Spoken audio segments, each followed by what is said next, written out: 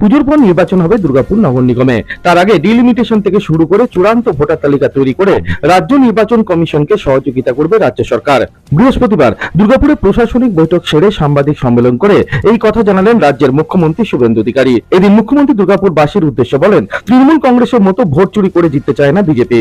দুর্গাপুরের মানুষ এবার এই সরকারের আমলে নিজের ভোট নিজেই দেবেন, শান্তিতে ভোট পর্ব মিটবে, আর এটাই লক্ষ্য হচ্ছে বিজেপি সরকারের। আমার এভাবে বলা উচিত নয় ভোট কখন হবে স্টেট ইলেকশন কমিশন বলবে। আমরা শুধু বিশ্বাস করি, হাওড়াতেও যেটা আমি দুপুরের আগে বলে এসেছি, যত দ্রুত সম্ভব নির্বাচিত বোর্ডের হাতে ক্ষমতা হস্তান্তর আমরা চাই। দুর্গাপুরের মানুষকে আমি আশ্বস্ত করতে চাই, দুর্গাপূজা বা কালী পুজোর পরে যে কোনো সময় নির্বাচন করার বিষয়ে সংশ্লিষ্ট দপ্তরের মন্ত্রী অগ্নিমিত্রা পাল বা রাজ্য সরকার আমরা সহযোগিতা করব স্টেট ইলেকশন কমিশনকে। তার আগে ডিলিমিটেশন,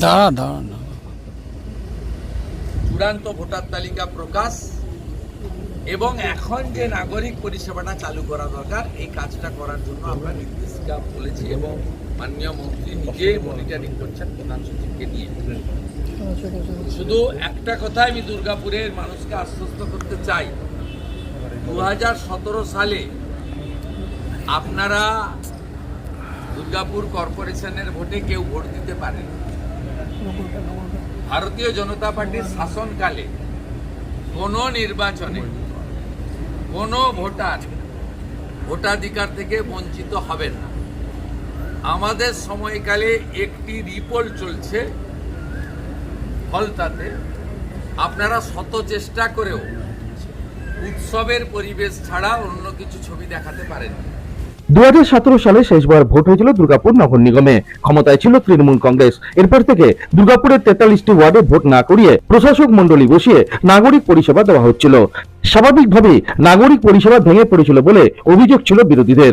এই অবস্থায় যদি দুর্গাপুরে ডিলিমিটেশন হয়, তাহলে 43 থেকে ওয়ার্ডের সংখ্যা আরো বাড়তে পারে বলে মনে করা হচ্ছে। কাকসার কিছু অঞ্চল দুর্গাপুর নগর নিগমে অন্তর্ভুক্ত হতে পারে বলে মনে করা হচ্ছে।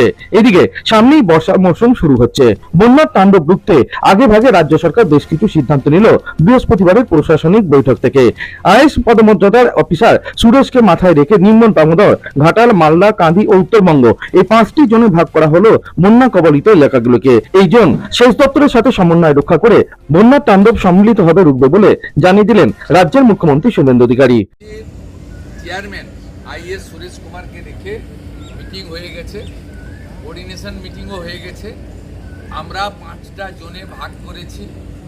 এমনি সব জায়গায় বিডিও এসডিওরা ইরিগেশনকে নিয়ে করবে।